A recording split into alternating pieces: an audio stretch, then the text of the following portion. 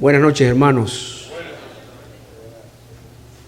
Bueno, bienvenidos todos, hermanos y amigos también.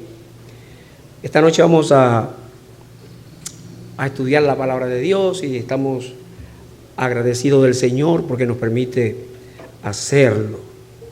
Abran sus Biblias, por favor, en la carta a los Colosenses. Vamos a leer algunos versos en el capítulo 1.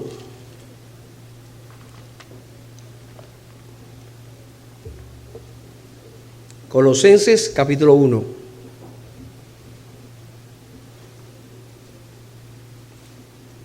Dice así la palabra del Señor.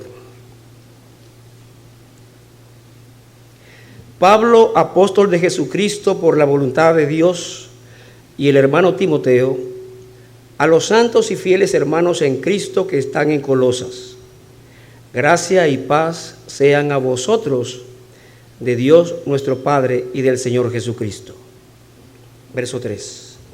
Siempre orando por vosotros, damos gracias a Dios, Padre de nuestro Señor Jesucristo, habiendo oído de vuestra fe en Cristo Jesús y del amor que tenéis a todos los santos, a causa de la esperanza que os está guardada en los cielos, de la cual ya habéis oído por la palabra verdadera del Evangelio, que ha llegado hasta vosotros, así como a todo el mundo, y lleva fruto y crece también en vosotros, desde el día que oísteis y conocisteis la gracia de Dios en verdad, como lo habéis aprendido de Epafras, nuestro consiervo amado, que es un fiel ministro de Cristo para vosotros.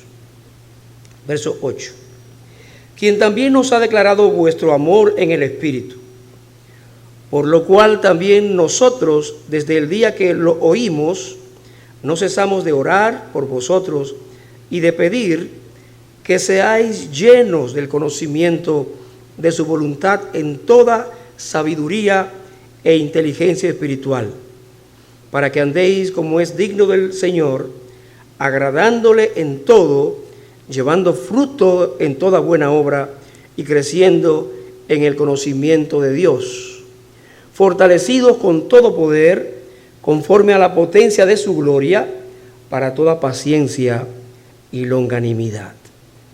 Con gozo, dando gracias al Padre que nos hizo aptos para participar de la herencia de los santos en luz, el cual nos ha librado de la potestad de las tinieblas y trasladado al reino de su amado Hijo, en quien tenemos redención por su sangre, el perdón de pecados. Él es la imagen del Dios invisible, el primogénito de toda creación, porque en Él fueron creadas todas las cosas, las que hay en los cielos y las que hay en la tierra, visibles e invisibles, sean tronos, sean dominios, sean principados, sean potestades. Todo fue creado por medio de Él y para Él. Y Él es antes de todas las cosas, y todas las cosas en Él subsisten. Y Él es la cabeza del cuerpo, que es la iglesia. Él, que es el principio, el primogénito de entre los muertos, para que en todo tenga la preeminencia, por cuanto agradó al Padre que en Él habitase toda plenitud, y por medio de Él reconciliar consigo todas las cosas, así las que están en la tierra como las que están en los cielos, haciendo la paz mediante la sangre de su cruz. Que el Señor bendiga nuestras vidas a través de la lectura de su palabra. Vamos a orar. Padre nuestro, Padre bueno, gracias por este tiempo que nos permites disfrutar en este lugar, reunidos para meditar en tu palabra. Pedimos tu dirección, Señor. Y rogamos tu bendición no solo para nosotros, sino también para todos los hermanos, aquellos que no han podido llegar.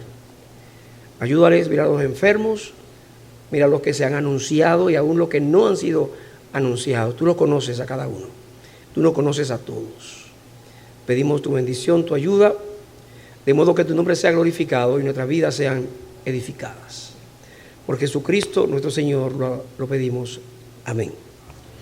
Bien, hermanos, yo quiero tener con ustedes, en la voluntad del Señor, algunas meditaciones en esta carta, la carta a los Colosenses. Por lo tanto, hoy pretendo hacer una introducción y ver algunos de los temas de por sí muy importantes que contiene esta carta. Y así, como dije, Dios mediante vamos a tener algunas meditaciones sobre este libro corto de la Biblia. Yo le animo que vaya leyendo en su casa, que vaya considerándolo. Y el tema general que voy a usar tiene que ver con la preeminencia de Cristo, la principalía de Cristo, la importancia del Señor. Porque uno pregunta, ¿quién es Jesús? ¿Quién es el Señor Jesucristo? Es una pregunta fundamental que especialmente los cristianos debemos respondernos a nosotros mismos. ¿Quién es el Señor Jesucristo? Ustedes recuerdan que en una ocasión el Señor calmó el mar, tranquilizó el viento, lo detuvo y todo esto. Y los discípulos se preguntaron, ¿qué hombre es este que aún los vientos y el mar le obedecen? ¿Quién es este? Porque cuando vemos al Señor, cuando nos fijamos en su persona, en su obra, gracias por los evangelios, ¿verdad? Y gracias por aún las cartas que nos hablan de la persona del Señor, pero no podemos comprenderlo a Él en su totalidad, es imposible. Algún día será. Y el propio Señor Jesucristo le preguntó a los discípulos, ¿quién dicen los hombres que es el Hijo del Hombre? ¿Qué dice la gente? ¿Qué piensan ellos? ¿Quién soy yo? Ustedes recuerdan el caso, ¿no? Y algunos hablan de Elías, algún profeta, un gran hombre de Dios. Y él les dijo en un momento a ellos, ¿y ustedes? ¿Quién dicen que soy yo? Y recuerdan la declaración de Pedro, inspirado por el Espíritu Santo, quien dijo, tú eres el Cristo, el Hijo del Dios viviente. Tremenda respuesta. Ahora, mis hermanos queridos, en esta carta a los Colosenses, vamos a mirar en un estudio que no va a ser exhaustivo, sino vamos a tener meditaciones en diferentes partes. Vamos a ver cómo esta carta nos presenta la persona y la obra de Cristo en la manera correcta en que debe ser considerada la persona de Cristo. Nos lleva a reconocer la preeminencia de nuestro Señor. Nadie es como Él.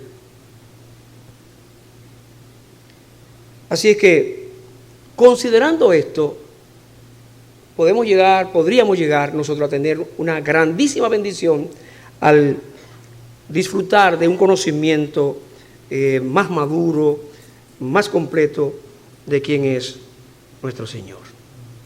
Ahora, es la carta a los Colosenses, una carta, 4 capítulos, corta, ¿verdad?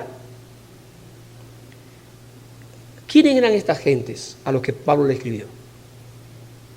Encontramos nosotros que estos colosenses es porque vivían en una ciudad llamada Colosas. Y esta carta fue escrita por Pablo junto con otras cartas en la prisión. O sea, mira, estaba detenido por el Evangelio de Cristo.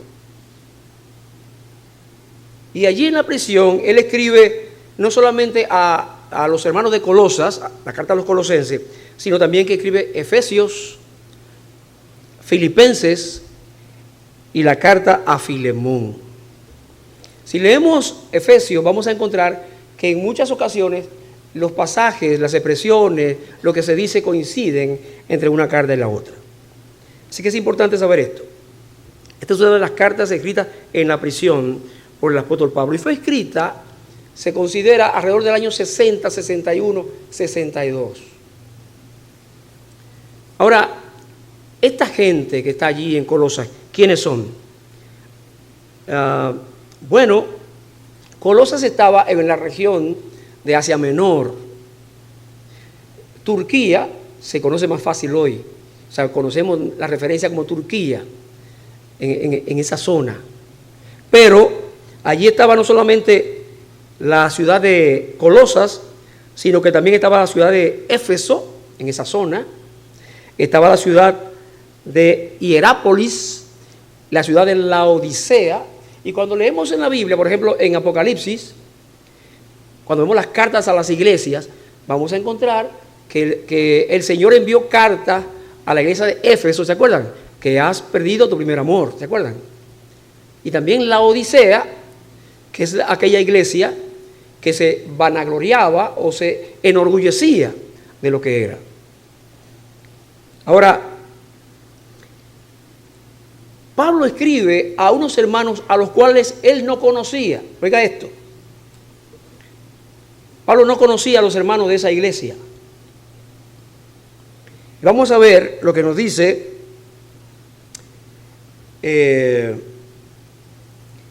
lo que nos dice la palabra aquí en el capítulo 2 de esta carta. Acompáñame, por favor.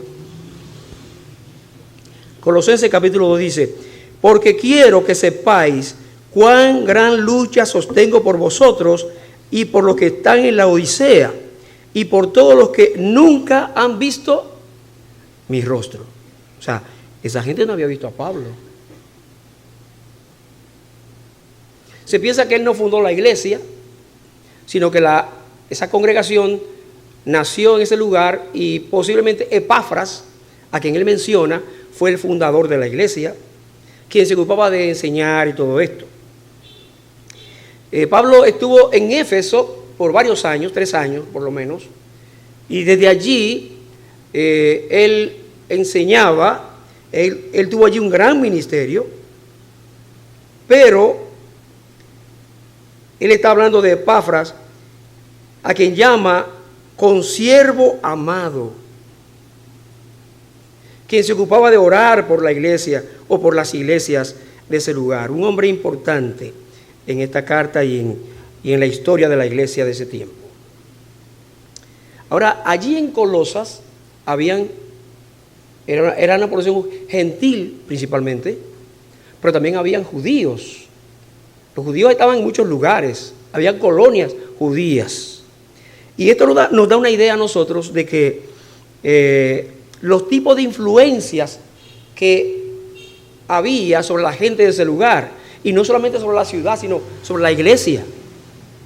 Los griegos, con todo esto que ellos creían, ¿no? Las filosofías de los griegos, su religiosidad equivocada, es así, y también estaba la idolatría a diferentes dioses.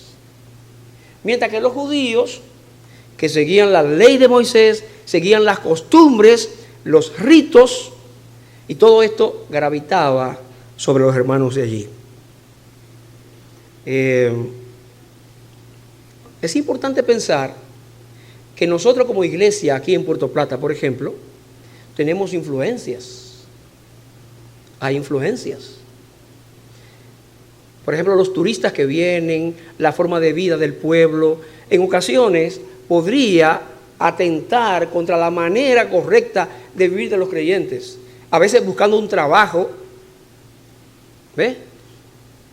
Teniendo que ganarse la vida. A veces hay ocasiones cuando el hermano tiene que pensar seriamente si va a dedicarse al Señor plenamente o si va a negociar para tener un ingreso. Entonces, el desafío es ser fieles a Cristo. Y los hermanos de Colosas tenían ese desafío.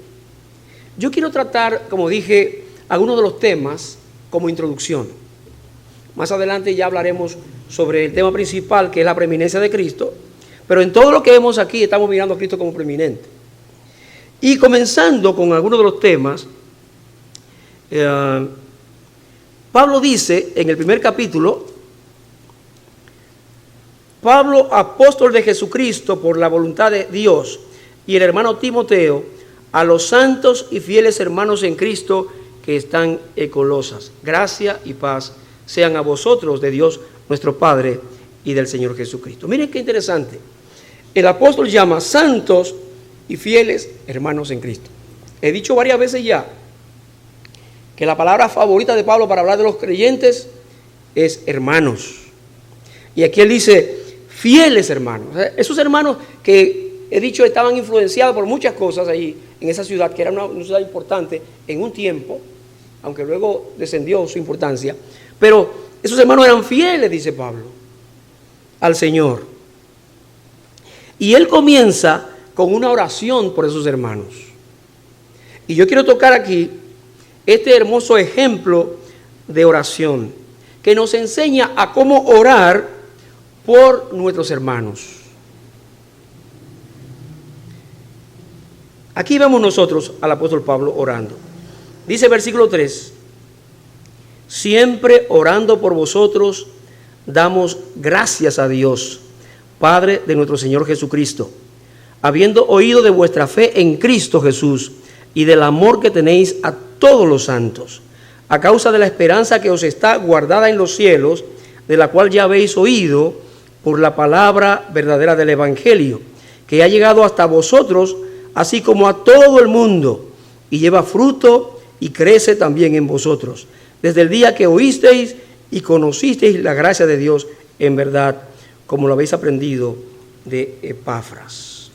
Y dice en el versículo 9: por lo cual también nosotros, desde el día que lo oímos, no cesamos de orar por vosotros y de pedir que seáis llenos del conocimiento de su voluntad en toda sabiduría e inteligencia espiritual, para que andéis como es digno del Señor, agradándole en todo, llevando fruto en toda buena obra y creciendo en el conocimiento de Dios, fortalecidos con todo poder conforme a la potencia de su gloria, para toda paciencia y longanimidad. Él está hablando, mire, de los hermanos de Colosas, pero llama la atención en la forma, la manera en que él dice que ora por ellos, que se interesa por ellos delante de Dios.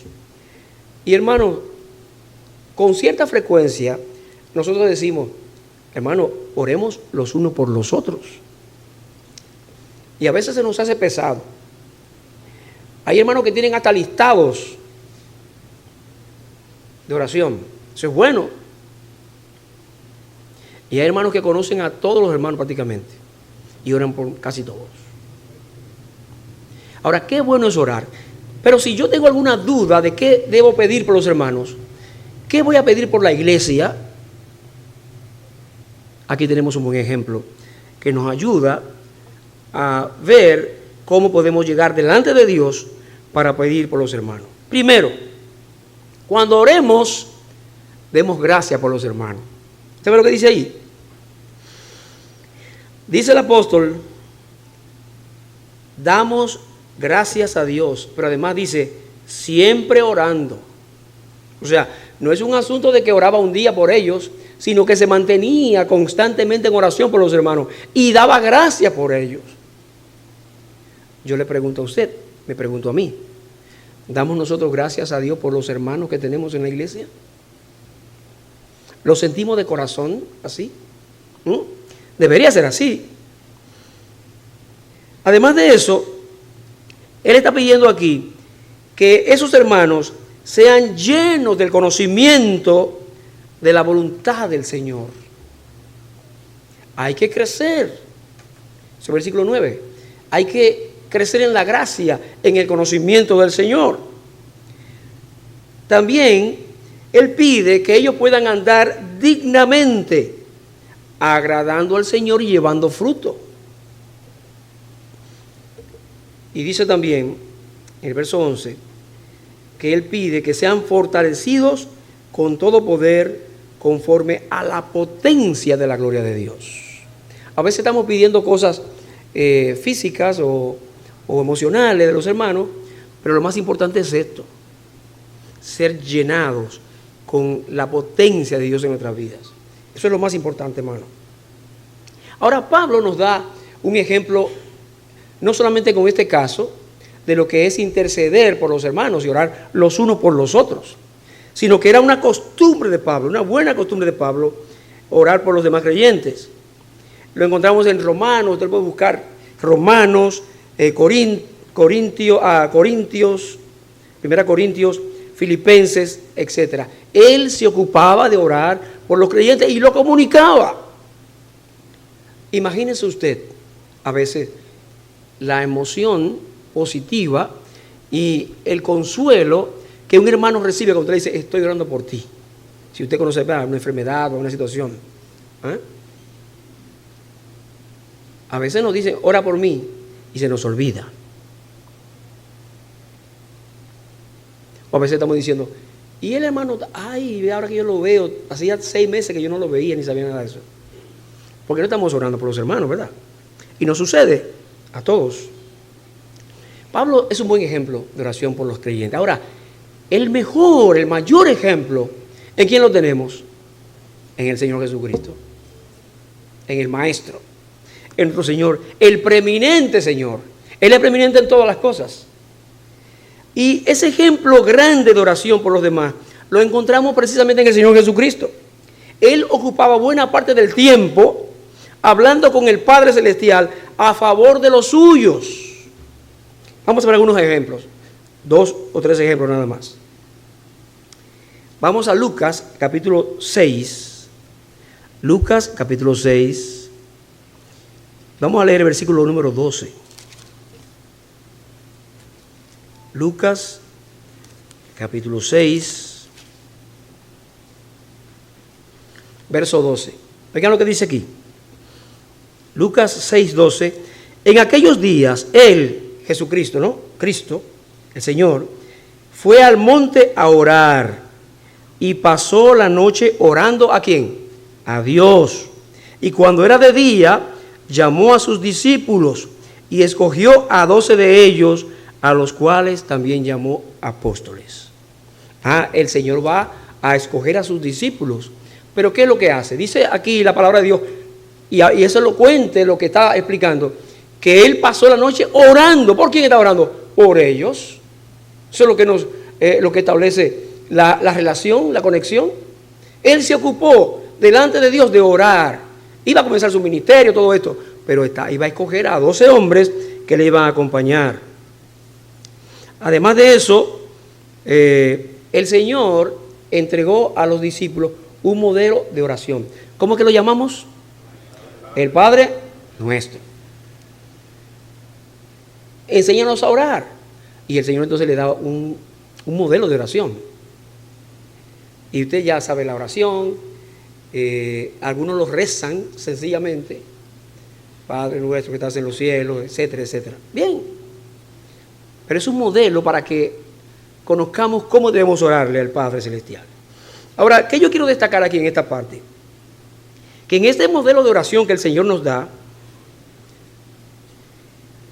veamos un modelo de oración incluyente. ¿En qué sentido? De que cuando oramos, el modelo es no solamente orar por nosotros o por lo que nos interesa a nosotros, sino que el modelo implica también a otros. El que ora como el Señor Jesucristo oró, como Él enseñó, no lo hace solamente por Él, sino también que en varias partes de este modelo del Padre Nuestro encontramos lo siguiente. Mire, Padre ¿qué? Nuestro. No es el Padre mío nada más. Y cuando dice nuestro, incluye a todos los creyentes. Padre Nuestro. Y dice el pan ¿qué? Nuestro. De modo que yo no pido solamente para que me dé la comida a mí, sino que también yo pienso en los otros que no pueden comer o no tienen que comer.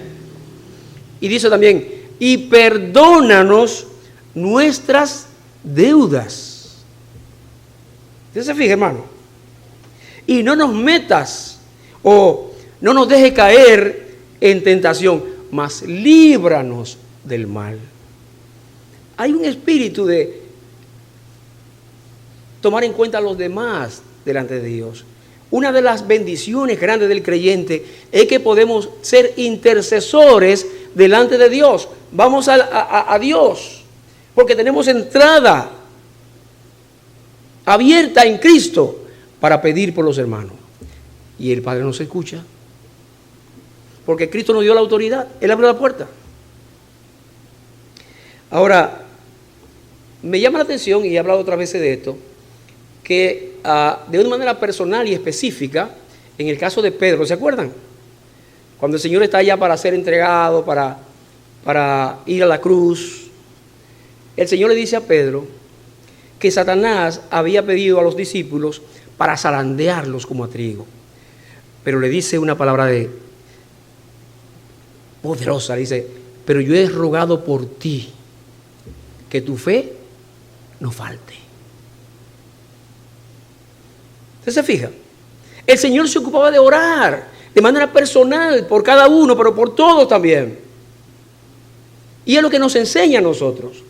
Y la oración más importante quizá para nosotros como iglesia, como creyentes, tiene que ver con esa oración intercesoria que encontramos en el capítulo 17 del Evangelio de Juan. Donde el Señor ora.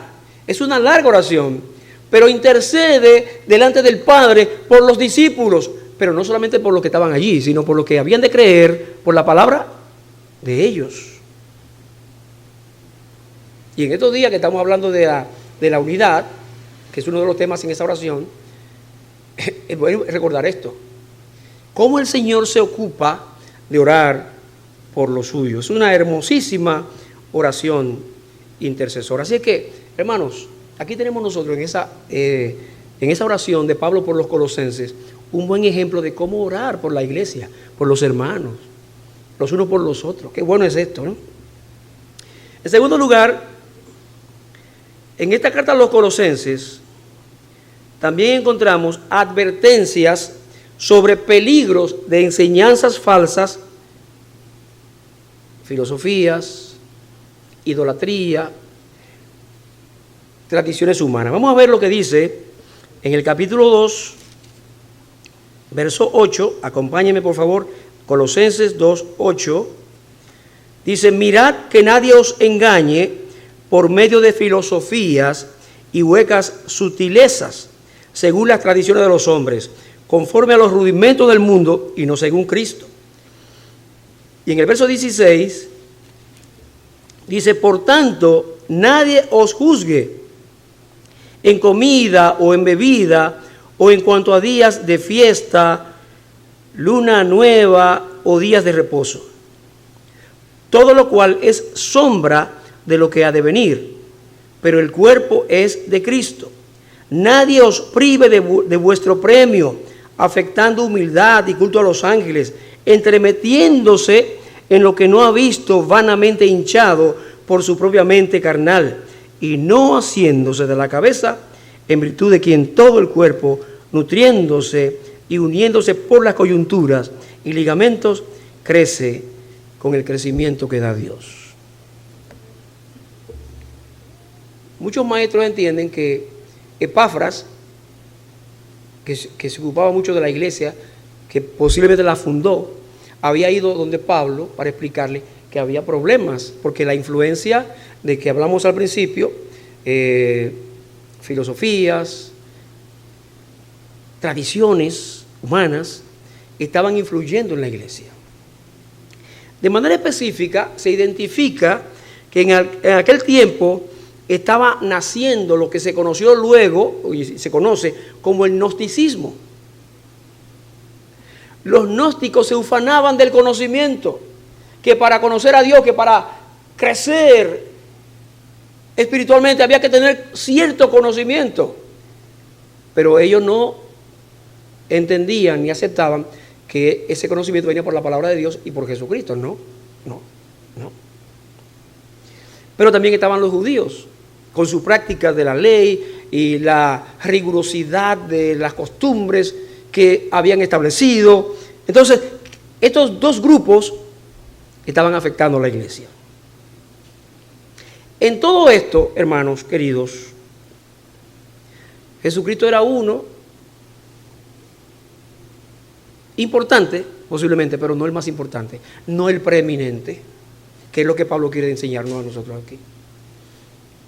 El único al que debemos acudir. ¿Ah?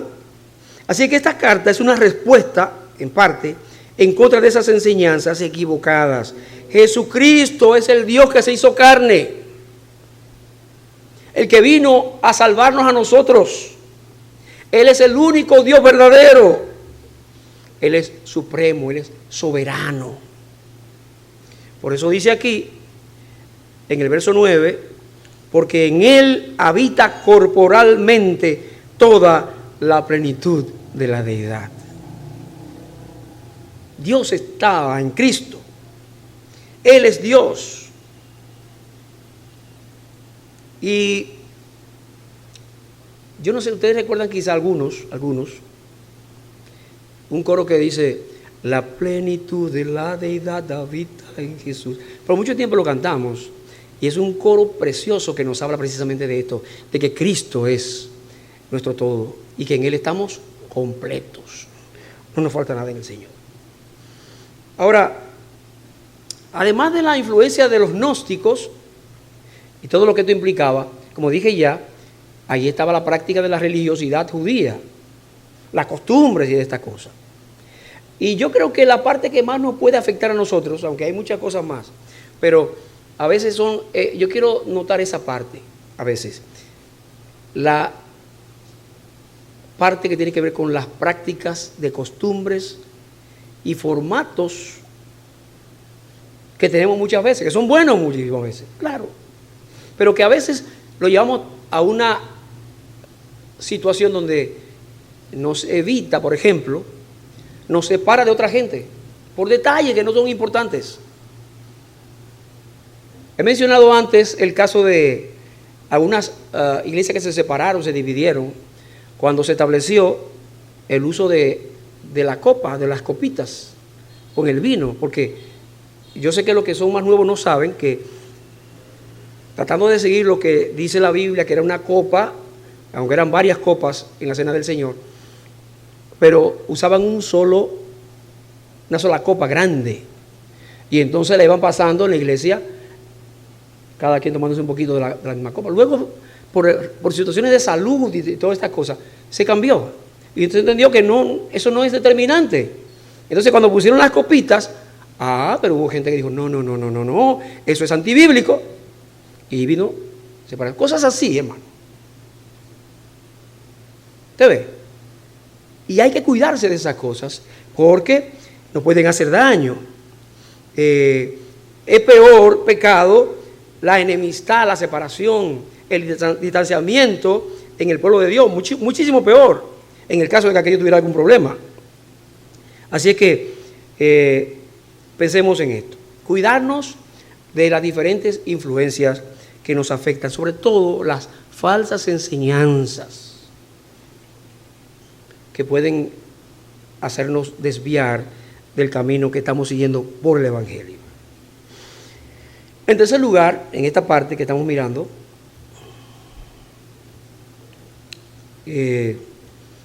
vamos a pensar por un momento en algunas instrucciones que el apóstol da a la iglesia para vivir la vida cristiana y que nos hace vivir una vida diferente a la vida antigua que teníamos nosotros. Vámonos al capítulo 3. Capítulo 3. Vamos a saltar. Capítulo 3 de Colosenses. Si pues habéis resucitado con Cristo, buscad las cosas de arriba, donde está Cristo sentado a la diestra de Dios. Poned la mira en las cosas de arriba, no en las de la tierra, porque habéis muerto y vuestra vida está escondida con Cristo en Dios. Cuando Cristo vuestra vida se manifieste, entonces vosotros también seréis manifestados con Él en gloria. El Espíritu Santo nos enseña a nosotros que los intereses nuestros como hijos de Dios, como creyentes, son diferentes a los del mundo. Y aquí dice claramente, si ustedes han resucitado con Cristo, busquen las cosas de arriba, no las de este mundo. A veces estamos confundidos y estamos mirando demasiado las cosas de este mundo. Pero la vida cristiana se manifiesta, mi querido hermano, por el poder del Hijo de Dios, nuestro Señor y Jesucristo, el preeminente que opera en nosotros. No podemos nosotros buscar la cosa de arriba por fuerza propia o capacidad individual, no. Es el Señor que nos capacita, es el Espíritu Santo, es la palabra la que nos ilumina. Y eso debe estar bien claro en nosotros. Hay que poner la mira en las cosas de arriba, y esto significa que debemos ajustar nuestras vidas a la voluntad de Dios. Nuestra prioridad debe ser hacer lo que al Señor le agrada.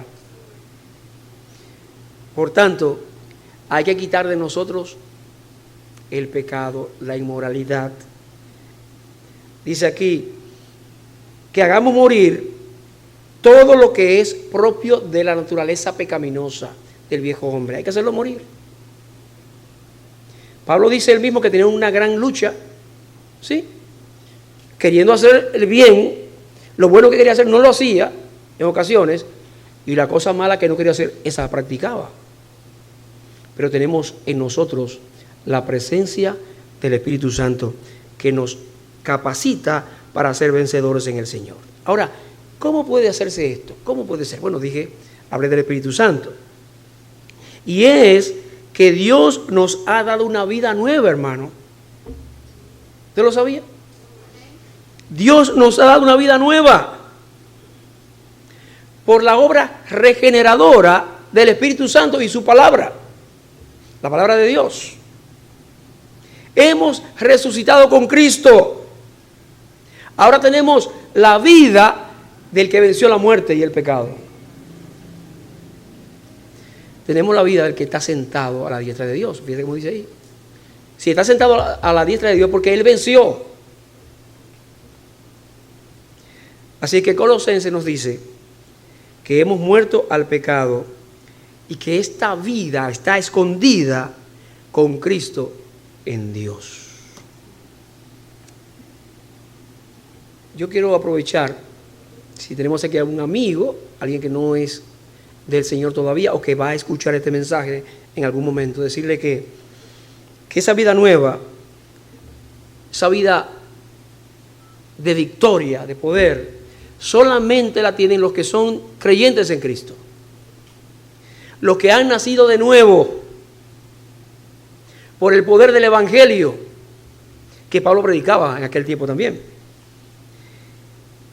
y que se hace necesario el nuevo nacimiento, como le dijo el Señor a Nicodemo. Te es necesario nacer de nuevo. Entonces, esa vida se puede alcanzar en Cristo, naciendo de nuevo. Así que solo podemos vivir la vida cristiana efectivamente si dependemos de ese poder de Dios, porque no puede ser por nuestras fuerzas. Así que, mis hermanos, yo voy a terminar aquí. Se han quedado algunos aspectos más que queríamos considerar esta noche, pero vamos a pensar en esto, hermanos, para concluir, para cerrar. Colosenses, escrita a una iglesia que Pablo no conocía, pero inspirado por el Espíritu Santo, llega para presentar a Jesucristo. Y lo primero que hemos visto aquí nosotros es que el apóstol Pablo comienza orando por los hermanos de aquel lugar a los que no conocía. Otra cosa importante es esta. No necesitamos necesariamente conocer a la persona para orar por ella. Los misioneros, por ejemplo, que están en lugares diferentes o en otras ciudades, necesitan nuestras oraciones. Necesitan oración. Y usted y yo podemos ir delante del Señor y orar por ellos. Entonces, Pablo ora y miren ustedes todos los detalles que él pide. Él da gracias por ellos. Él pide que puedan vivir una vida victoriosa, que sean fortalecidos en el Señor y todo esto. Pero además de eso, Él nos enseña aquí en esta carta a vivir una vida cristiana diferente a lo que éramos antes. El mundo no nos ofrece a nosotros nada, ninguna ventaja, sino corrupción y perdición. Pero en Cristo tenemos una vida victoriosa. Por lo tanto, lo que nos queda a nosotros es apoyarnos, unirnos, estar en comunión con el Señor, quien venció toda la maldad y todas estas cosas, para poder también ser vencedores, como Él quiere que nosotros podamos vencer. Él dijo, oren, porque el espíritu está dispuesto, pero la carne es débil. Y si Él lo aconseja, es porque es así. Padre nuestro, muchas gracias en esta noche te damos, porque nos ha permitido abrir tu palabra y tener esta meditación sobre esta importante carta, Colosenses, que nos habla de que Cristo es mayor que todos, que Cristo es Dios, que Cristo es todopoderoso, que Él es preeminente. Concédenos, Señor, entenderlo. Concédenos, Señor, conocer mejor al Señor Jesucristo, para así servirle como Él merece, para seguir sus pasos y para ser servidores a los demás como Él nos enseñó. Así que pedimos tu bendición y te rogamos que nos lleves a nuestros hogares con tu paz y con tu gracia. Por nuestro Señor Jesucristo lo pedimos. Amén. Dios le bendiga, mi hermano.